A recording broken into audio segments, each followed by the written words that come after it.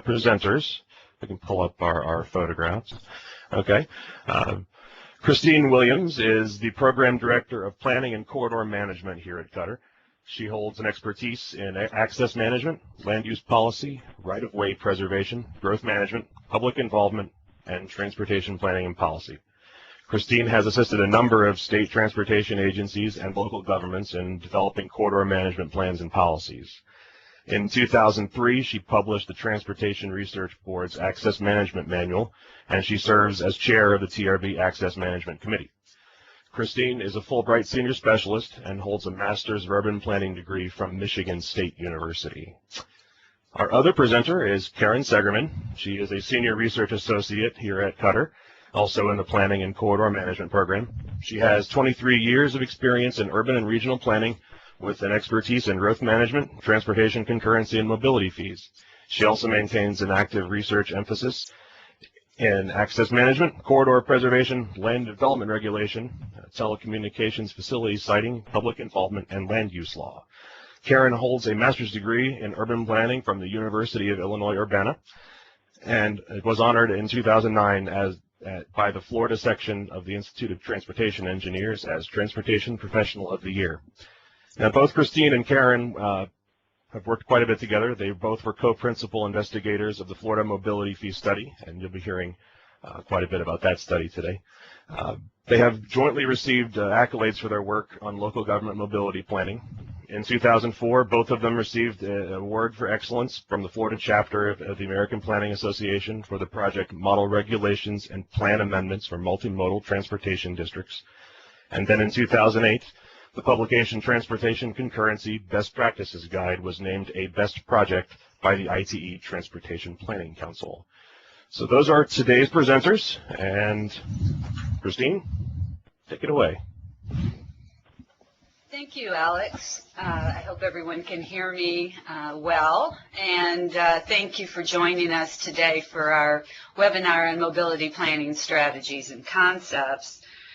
To begin, I'll just give you a quick overview of the program, and we're going to start with a background on how this mobility planning concept came about here in Florida, and particularly relationship to concurrency and some of our growth management concepts. Some of the particulars of that concept, then a few case examples, and we'll wrap up with some strategies and resources. I want to mention that the materials that we're discussing today are available for download via live meeting, and you can access those materials via the internet here. So to begin, let me just a quick overview. Most of you are familiar with this concept of concurrency that Florida enacted with its growth management legislation, and it's a growth management concept really intended to ensure that we have the necessary public facilities available concurrent with the impacts of development. Local governments, to carry out concurrency for transportation, have to define what constitutes an adequate level of service for the transportation system, adopt a plan and capital improvement program to achieve and maintain those standards, and measure whether the service needs of a new development will exceed that available capacity. It's implemented through permitting with the idea that developers will contribute toward the system or program or build the improvements, or wait until government is able to do so if they trigger a deficiency. Now, here in Florida, we've experienced a variety of problems with concurrency as it's been as these systems have been developed and administered. And one issue really has been the complexity of the system, making them difficult to administer, subject to a certain amount of gaming in the traffic impact assessment process. And it's a resource-intensive process, both for the community and the applicant. The systems also lack uniformity. They can be widely different even within a single county from jurisdiction to jurisdiction, making them challenging for the applicant to negotiate, certainly.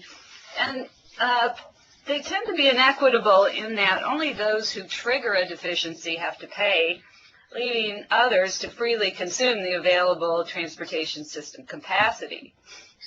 Another issue is historically they've been too focused on roadways, generally handled through a link-by-link auto level of service analysis and a focus on peak travel hours. And the result has been an encouragement of incremental projects that aim to allow continued development in those areas, rather than a more comprehensive solution to improve overall operation of the system. This really hasn't led to transit and other modal solutions either, and in our high-growth metropolitan areas, it's tended to result in a variety of level of service deficiencies across the system, also known as backlogs, that are not easy to resolve through road widening. An irony of the system, established to manage growth, is that it may actually work against growth management objectives, providing an incentive for development in the fringe or greenfield area where roadways have more excess capacity, and a disincentive for infill in built urban areas where capacity is more constrained. Also, over the past few decades, there's been a growing recognition that widening roadways, adding new highways, these are not the only solutions to our transportation needs, and there are a variety of modes of transportation and strategies that should be pursued. And what we ultimately need are more comprehensive and integrated mobility solutions. All of these issues were not lost on the Florida legislature or the Florida Department of Transportation, I might add. And the legislature has tinkered with concurrency over the years in an effort to address them. One of the most popular concurrency alternatives that was proposed was proposed in '93, the Transportation Concurrency Exception Area approach, where local governments could allow urban infill and redevelopment to proceed regardless of deteriorating level of service, but in turn they had to demonstrate a commitment to increase mobility through alternative modes and to enact some urban design and land use strategies that would help reduce auto trips, as well as funding strategies and programming revenue for this purpose and coordinating with Florida DOT on impacts to state highways. Multimodal transportation districts were created where priority would be placed on the pedestrian and transit, and local governments could use multimodal level of service, prop fare share, a kind of pay-and-go approach. Throughout the process, many thought this would help resolve equity and backlog issues. But really what ended up happening is that many of the TCAs lacked the necessary mobility strategies. State backlogs were continuing to increase, and prop fare share was not all that it was cracked up to be. So in 2009, the legislature took a really dramatic step by exempting large areas of the state from concurrency entirely, extending this TCEA or concurrency exception concept across the urbanized areas. And at the same time, and these areas were dubbed a dense urban land area, or DULA, another acronym for our growth management system. And at the same time, local governments in these areas were directed to adopt land use and transportation strategies to support and fund mobility in the TCEAs, including alternative modes, within 2 years of the legislation. So presumably by July of this year, local governments would adopt these strategies into their comprehensive plan, although, of course, there are a variety of things going on with growth management right now, so it's tough to say where that stands. Nonetheless, these requirements are still there, and here you can see the areas of the state designated as dense urban land areas. Just as an aside, one of the ideas with all of this is to let cities be cities and really remove the barrier that transportation concurrency has posed for urban redevelopment and alternative modes. But, of course, you can see here, too, there was also a concern that maybe some of these dense urban land areas were a little too large. Now, the Community Renewal Act also called for evaluating and considering implementation of a mobility fee to replace the transportation concurrency management system entirely.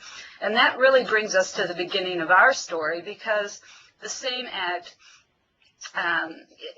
called for a variety of issues with this fee. It said the fee should be designed to provide for mobility needs, ensure that development mitigates its impacts proportionately, some of the things that concurrency is supposed to be designed to do, that there would be fair distribution of the fee among government entities that maintain impacted roadways. And here you again see a roadway-centric legislation, but we have interpreted that to include all modes of transportation, and also to promote compact, mixed-use, and energy-efficient development. So we were asked to replace concurrency with a fee. And one of the things we thought about was how might a fee differ from fees collected through concurrency? Well, one thing is concurrency results in a fee only when capacity has been exceeded. The concept of a mobility fee, in our view at least, really is one that should be charged to all new development for the transportation services it will consume. So a much more equitable approach. And we also realized that a process in and of itself cannot be replaced by a fee, nor can a fee alone achieve all the goals of the legislature that I just mentioned, that we also need a planning approach. And so we proceeded to think about how we could suggest a mobility of fee approach that builds on Florida's existing planning processes, achieves the intent of concurrency, and uses really the fee as a tool for implementation.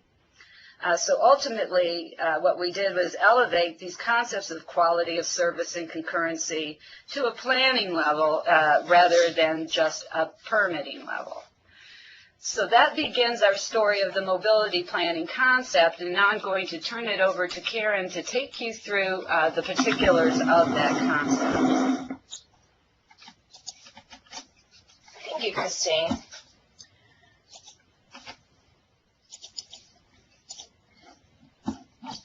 As Christine outlined, there were a number of legislative requirements regarding the mobility fee, and so the mobility fee planning approach was envisioned as a replacement for concurrency, as well as to meet those legislative requirements, which included to provide for mobility needs, ensure that development mitigates its impacts proportionately, to fairly distribute the fee among governmental entities that maintain the impacted roadways, and to promote compact mixed-use and energy-efficient development. As such, the mobility fee itself is closely tied to land use and transportation plans. The mobility fee planning approach is broken down into 4 basic areas for discussion: countywide application, or the geographical area to be covered; interlocal agreements to establish rules for implementation; the mobility plan that addresses land use and transportation strategies; and the mobility fee as part of the plan, the mobility plan, the fee itself. For ease of administration and predictability, mobility fee programs and corresponding rate schedules should be established on countywide or at least a multi-county level at the option of participating local governments. There are several reasons for this approach. Major transportation is regional in nature, as goods and services and workers travel through and between urban areas. Past methods of assessing fees focus solely on the number of trips. This approach considers the number of person miles or vehicle miles traveled by each of those trips in addition to their number. Mobility cannot be accomplished at the municipal level. The transportation system is seamless. System users are unaware of jurisdictional boundaries as they traverse the system. Therefore, system facilities for all modes must be supported regardless of those jurisdictional boundaries. Transportation and land use planning occur mainly at the local level. The mobility fee planning approach builds on those local efforts that are already underway through improved cross-jurisdictional coordination of these local plans on a countywide scale, or perhaps larger in some area. This way, standardized fees over this larger area reduce the incentive for leapfrog development.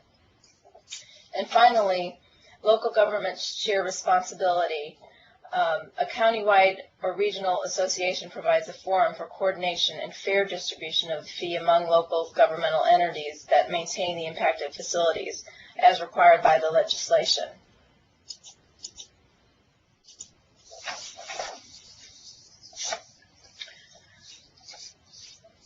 This particular slide gives us a view of what the VMT looks like when we are developing in distant areas. I'm going to try to turn on my pointer here. I'll turn on a highlighter. As you can see in this example of some model runs in the Gainesville area, a residential single-family development in central Gainesville really keeps most of its trips internal to the Gainesville area with a lower VMT, whereas a development further out, like in the town of Alachua, over here in the center one, shows that many of the trips start hitting the major regional facilities to allow commuters to get to work and services and goods to be provided to that area as well. The same holds true for Newberry. You can see once again that trips emanating from the same size of development out in this area cause a number of trips to leave the area and use the regional roadway system to get to presumably work and shopping outside of the Newberry area itself.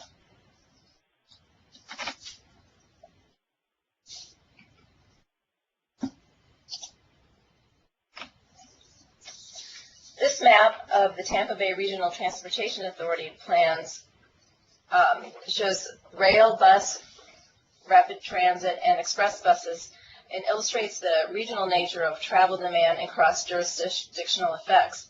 It serves as an example of a multi-county area that could benefit from a mobility fee planning approach. In considering the area to be encompassed by the mobility fee program, the needs of the area must be considered. The mobility needs of large metropolitan areas like Tampa Bay, Miami-Dade, or Jacksonville differ greatly from those of rural counties and their municipalities. Therefore, the approach for establishing the fee is designed to accommodate the diverse needs and levels of planning across the state. Each area will have the ability to define its own needs and improvement priorities. In addition, each area can determine how best to proceed in developing and implementing the fee. For example, rural counties may choose to enact the fee with technical assistance from the Regional Planning Council or DOT district, and may choose to join together to form a multi-county rather than county-wide approach. For example, this slide illustrates the numerous regional planning efforts in Florida that already address land use and transportation planning in varying degrees. Major urban counties may choose to develop the fee through their MPO, Regional Transportation Authority, or other existing collaborations, or join together to form new multi-county or MPO collaborations that reflect the area's travel patterns. To achieve an equitable mobility fee system, it is important that all local governments within a county or established area participate in a mobility fee program through the execution of an interlocal agreement among all partners. These interlocal agreements would specify the partners in adopting the fee, which would include the Florida Department of Transportation and other key transportation planning agencies, such as metropolitan planning organizations and transportation providers, such as transit agencies. Other partners, such as port or aviation authorities, may also be included. These partners would have full authority to establish, collect, and distribute the mobility fee in accordance with the procedures included in the agreement. Local governments could jointly conduct the countywide fee study with the assistance of a consultant or selected agency staff. The mobility fee schedule would identify appropriate variations in rate by area type, for example, urban, suburban fringe, transitional, or rural, as well as the service area. The resulting mobility fee would be adopted by local ordinance. A mobility fee must be accompanied by an effective mobility plan. The mobility plan is a means to implement land use and transportation planning by each local government and among local governments, as reflected in a countywide or regional mobility plan. These plans are already contained in varying degrees within within the transportation, future land use, and capital improvement elements of local government comprehensive plans. The mobility plan would be multimodal, address transit, bicycle, and pedestrian facilities, trailways, intermodal connections, and network connectivity, in addition to roadway improvements. The plan would also address congestion management programs. It includes supporting data and analysis for establishing the basis of the mobility fee. The plan would be detailed throughout the future land use, transportation, and capital improvement elements of each applicable local government comprehensive plan. The mobility fee planning approach requires intergovernmental coordination in planning and priority setting among local governments and with other transportation planning agencies and modal providers. The resulting mobility plan should focus existing local, state, regional, and modal planning efforts toward achieving a coordinated and efficient multimodal transportation system within and across jurisdictions in a county or multi-county area.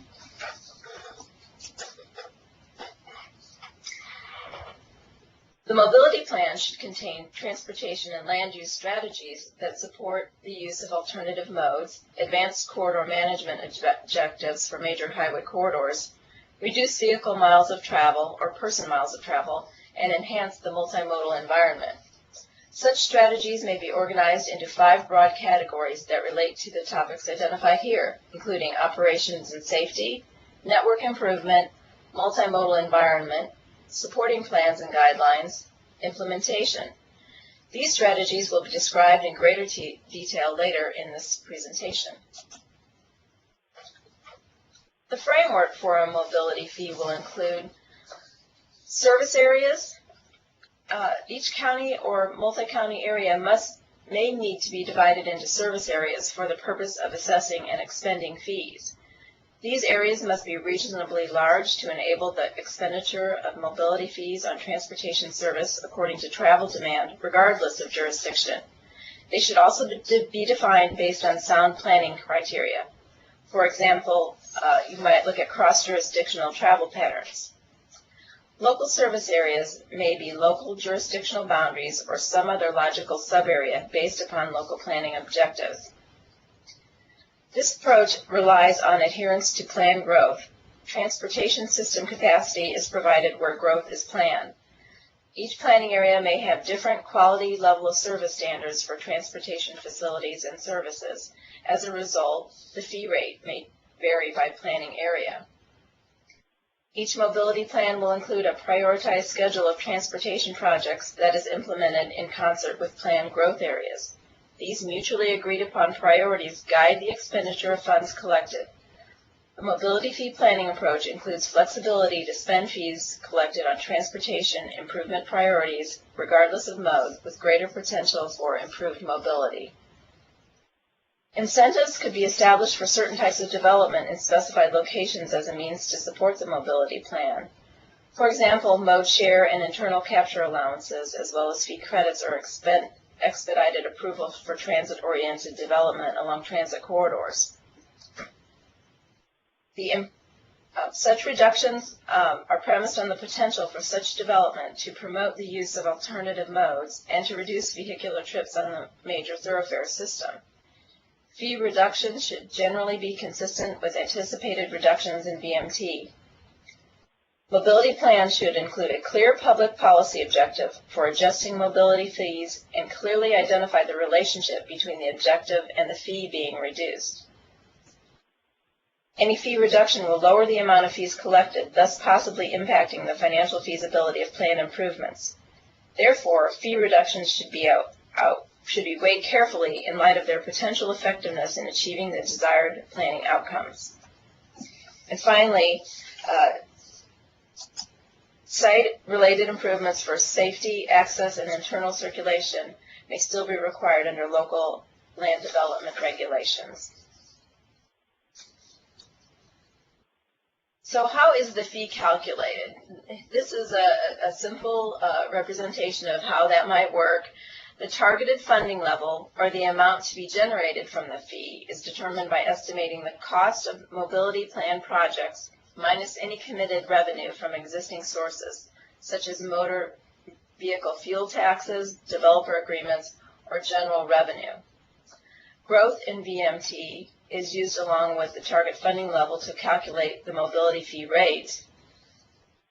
The estimated VMT growth is the difference between the VMT or PMT in the horizon year and the base year.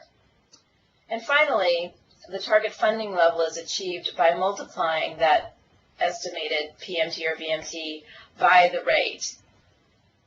Revenue from the fee may be used to fund a wide variety of transportation infrastructure needs, regardless of mode, as well as to fund congestion management programs and trip reduction strategies.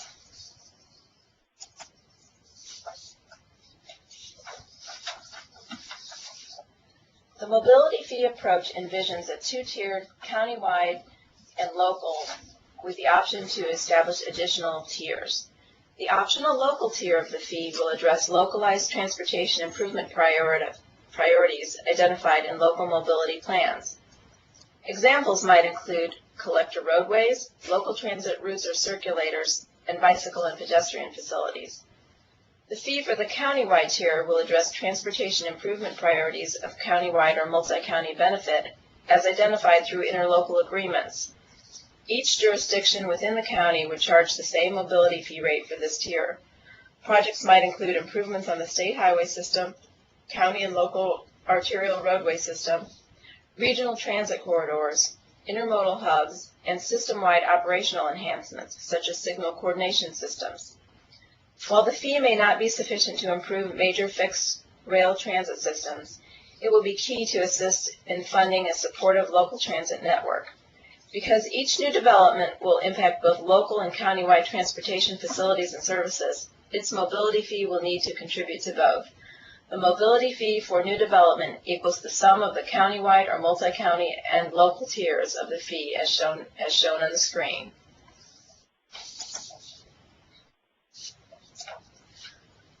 We're going to look at a few case examples. So the first one we'll start out is in Tallahassee, Leon County. Fee-sharing arrangements and collaborative cross-jurisdictional priority setting are other key elements of the mobility fee approach. The Tallahassee-Leon County Significant Benefit Zones procedure for administrating proportionate fair share mitigation is one example of how this can be achieved. It also illustrates the concept of large service areas for administering mitigation fees and fee expenditure on alternative modes of transportation. Leon County entered into a memorandum of agreement with Tallahassee and the DOT on common methodology for applying proportionate fair share funds to improvement projects on city, county, and CIS roadways. That's strategic intermodal system, for those of you who don't know that. The city of Tallahassee and the surrounding county are divided into five large zones for purposes of administering the program. And you can see those identified by the 1, 2, 3, and 4. And the fifth zone, which represents the city of Tallahassee urban core, was designated a multimodal transportation district as well. A tiered list of transportation projects were adopted within the agreement for each of the 5 zones. The top or first priority projects are designated as Tier A, and the second priority project as Tier B.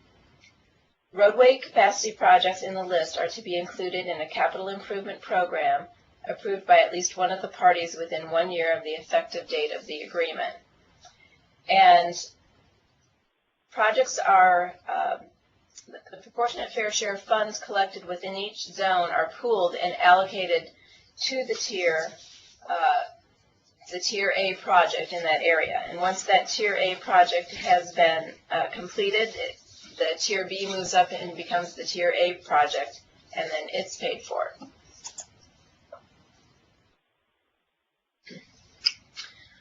Alachua County has created a mobility plan called Mobility, Alachua County's plan to effectively link land use and transportation.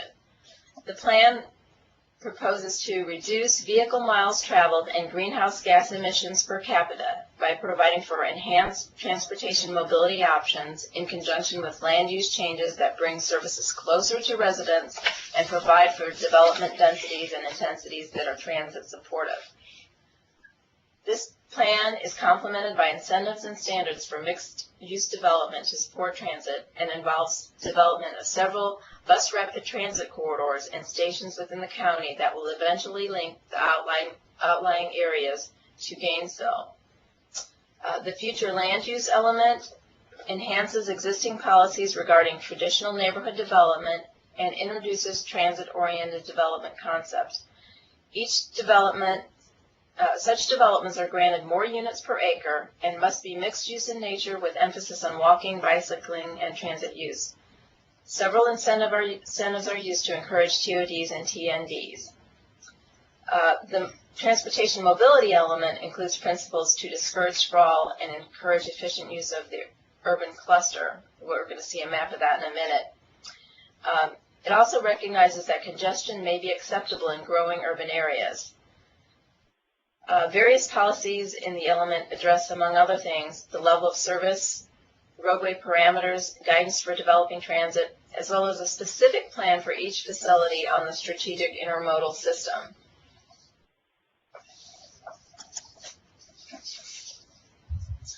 This is the future land use map of Alachua County, and you can see to the left within the red circle is the yellow area, which is the focus of growth for the county and the focus of their mobility planning efforts. This next map shows not only the potential transit-oriented development and traditional neighborhood development areas with the green dots, but it also shows proposed dedicated transit lanes. Those are the blue line, the cobalt blue lines.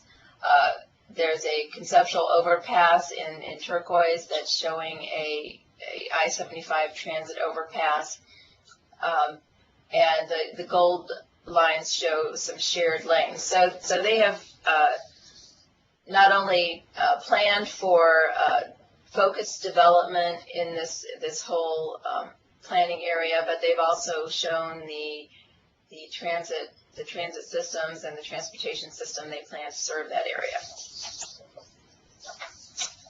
And then this is just another map that shows in more detail their capital improvements that they have planned.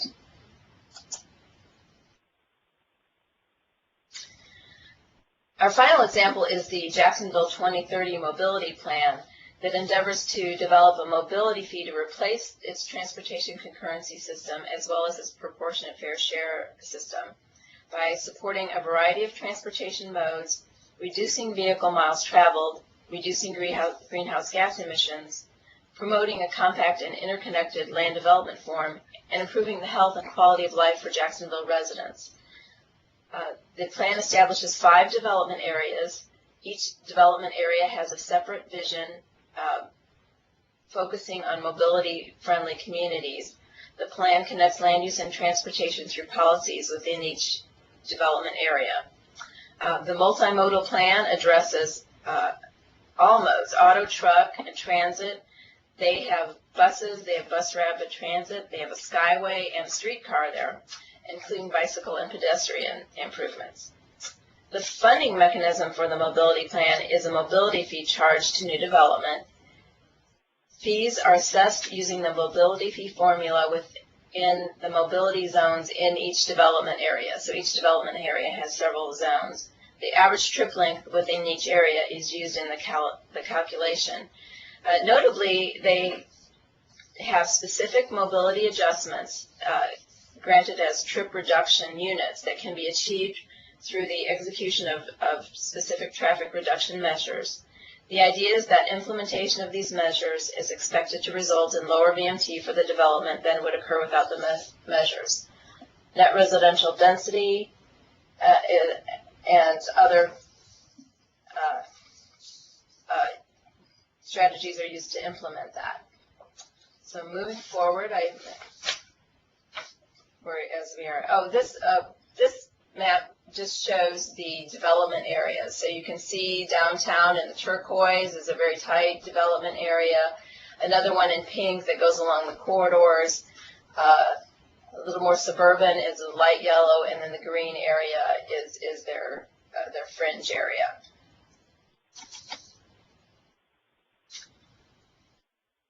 In summary, the mobility fee planning approach envisions a minimum countywide approach to ensure that both regional and local mobility needs are addressed. A mobility fee planning program is implemented through interlocal agreements. A mobility plan would include land use and transportation strategies that support mobility. Together with the mobility plan, the mobility fee, in addition to existing funding mechanisms, would be collected to fund mobility needs. The fee is applicable to new development, and revenue from the fee may be used to fund a wide variety of transportation-related needs. And with that, I will turn it back over to Christine to discuss some of the strategies. Okay, thanks, Karen. And as you could see, I think from the examples that Karen was showing, as well as our description of the approach, what's currently happening in Florida isn't always identical to the recommended approach that we developed. Some areas are focusing locally in certain areas like the cluster. Others are countywide, as in Jacksonville. But I think this is just kind of an evolutionary process. However, the theory and the overall report and concepts that are represented by in that theory are, I think, very sound, and I encourage you to look at those. Now, moving forward, one of the issues is Florida Department of Transportation is one of the state agencies charged with reviewing all these strategies as they come in to the department through its role in comprehensive plan amendment review. And FDOT is asked to comment on the strategies and whether they adequately address mobility in relation to the state highway system and generally. And so we developed a couple of resources for that purpose that are also going to be very useful to local governments as they develop their mobility plans. Those two resources are shown here, a mobility review guide and a spreadsheet checklist that is available for download in your resources. Now, this practice provides really a framework for FDOT review of these comprehensive plan amendments as they relate to mobility. But also, you know, other issues like corridor management plans and other proposals are going to be benefited by this framework. And as I mentioned, it is really, I think, helpful guidance for the local governments.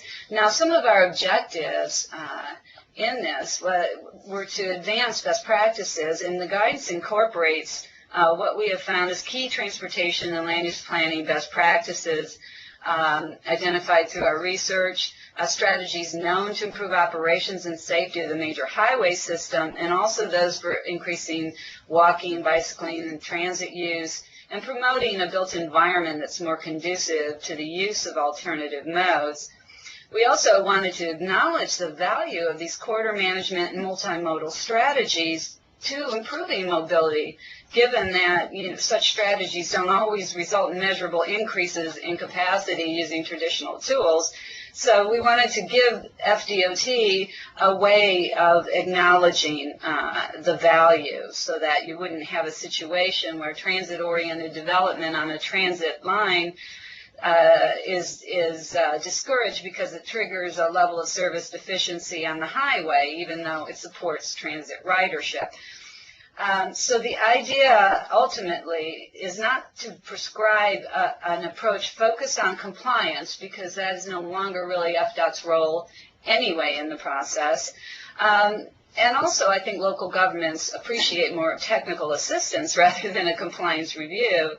It's really more of an approach that involves some good ideas, critical thinking, common sense, and technical assistance. The guide includes detailed instructions on how to use the checklist. So these two things are meant to be used together. And it describes a variety of the strategies that Karen mentioned earlier, along with some notes on how they might be addressed in the plan. And here is the spreadsheet template or checklist. We also have kind of a scorecard version. If you're interested in that, that's available on our website as well. That's kind of a fun little tool, but this ultimately is the final tool that will be used here in Florida. And it mimics what you'll find in the user guide as well. And here is an example of some of the, this is the table of contents essentially reproduced in SmartArt from the guide, and you can see those core sets of strategies for mobility that Karen mentioned earlier are detailed in each, in the guide, the categories of supporting plans and guidelines at the state, local, and regional level, the multimodal environment, how is your land use organized, the mix, the density, the multimodal policies, network improvement for all modes, operations and safety, and implementation considerations as well.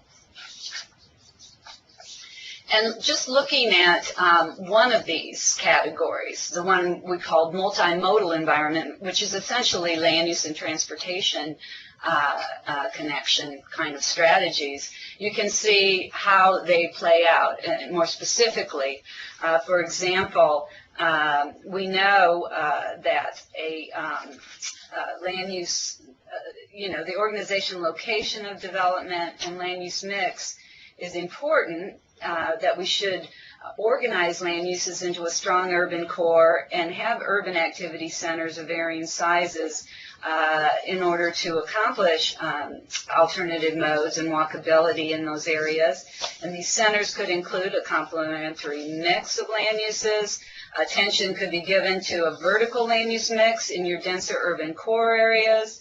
And the multimodal environments also improve by locating transit-compatible land uses on corridors served by transit and higher densities of transit stops. So it just gives you a sense of some of the strategies that you'll find in the guide.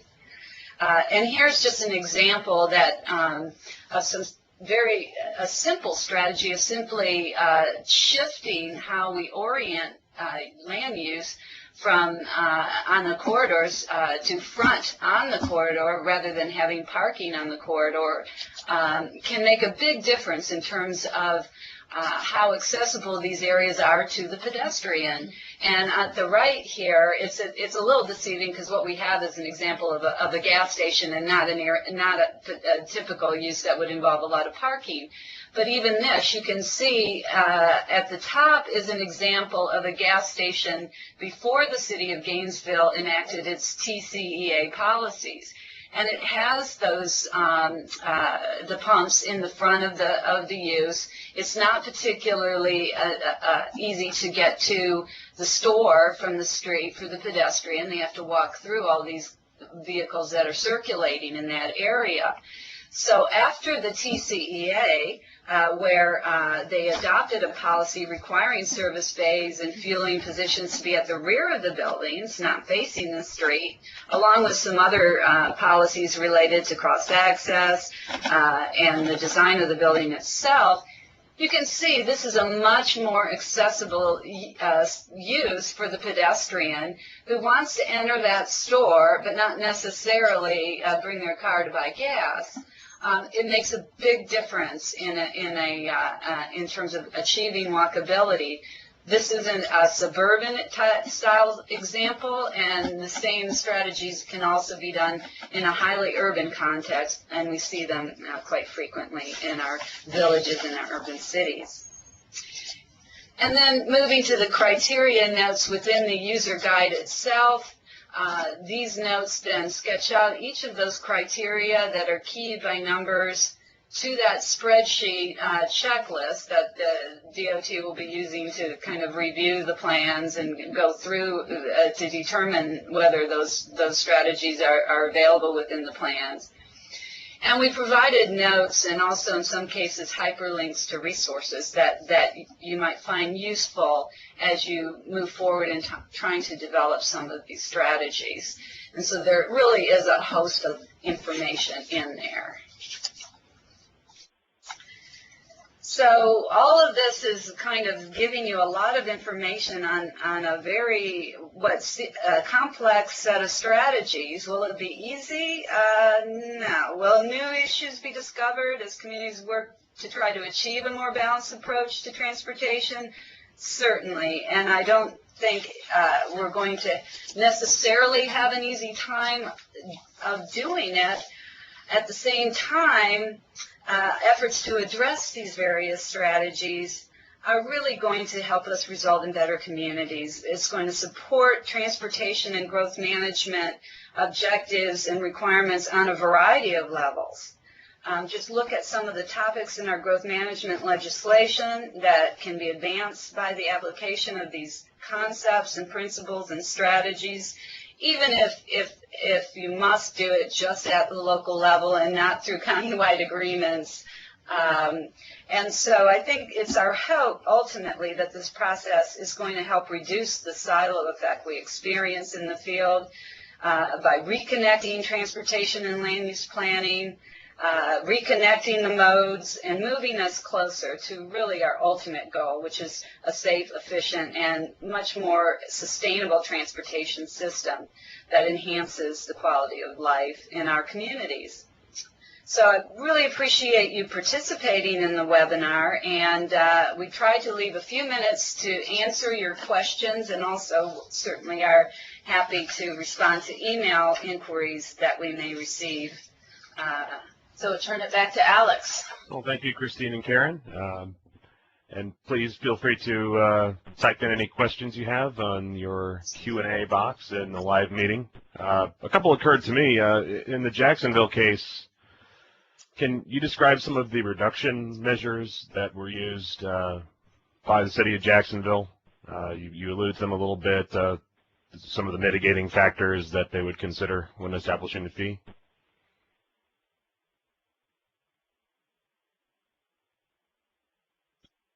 Sure, I can, Alex. Okay. Sorry, we had muted ourselves. No. I'm looking for I don't have those memorized, but I do have them handy here.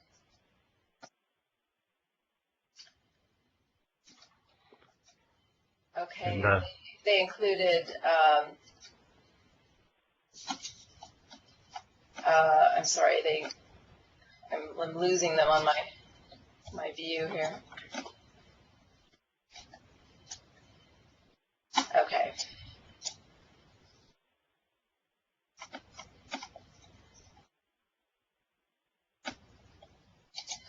I can't maintain that. well, I'm sorry. Just a minute, we're having a little technical difficulty here. in the meantime, can we go back to our director? Can we go back to the presentation and show some of our participants how to find some of Karen and Christine's work? And we have a few questions trickling in here, so. I have found those, Alex. They include